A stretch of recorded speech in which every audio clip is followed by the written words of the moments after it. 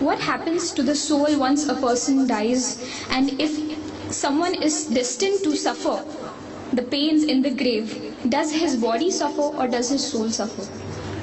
Jazakumullah khair. That's another very important question. Also, the same introduction that I would like to say is that the answers for these questions have to be from Revelation, because we don't know. So it has to be from Revelation. If someone has given you an answer and it's not from Revelation, it's a problem. So getting back to what happens to the soul leaves the body. The hadith speaks of it getting to a place known as barzakh. Barzakh is a place where these arwah are kept, these ruhs, or these souls are kept, waiting for the last day. A person who's had goodness and so on, the days pass in like a flash. A person who's perhaps been a bad person, it may pass a little bit slower.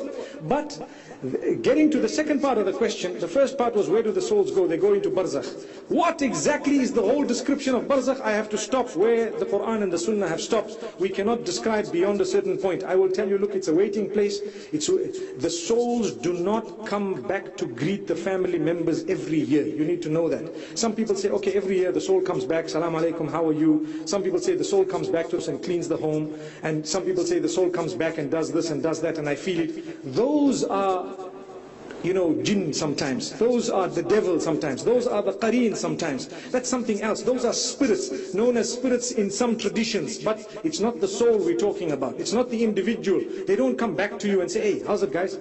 Salam alaikum. I remember one person says, I can make your grandfather talk to you. And then the brother says, I went to the man and I said, okay, let me talk to him. And he says, I heard my grandfather's voice. I promise you it was my grandfather. Brother, they're fooling you with the jinn. They're fooling you with all these qareens. Don't be fooled. The souls are gone to a place known as barzakh. That's it.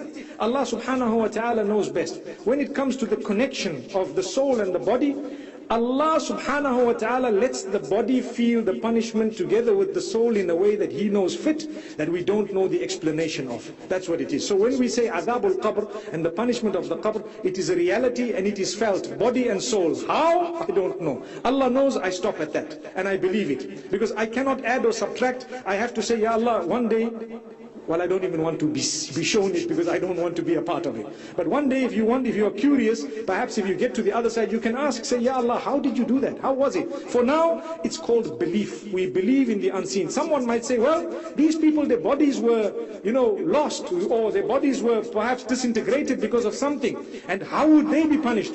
Well, I still believe if Allah wants, He will do it, and He will do it exactly that way. How He does it, He knows best. That's how we stop. In this way, you protect yourself. You protect your iman. When we want to go into deep details that are not in the Quran and the Sunnah of Rasulullah ﷺ regarding imaniyat and matters of belief, we tend to burn our fingers.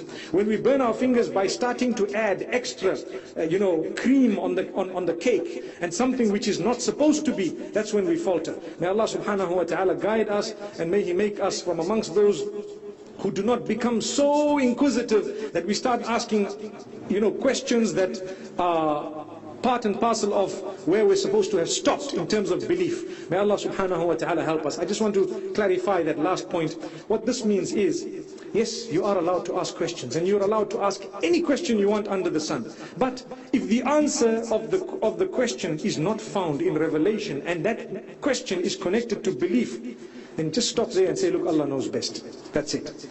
And you will save yourself.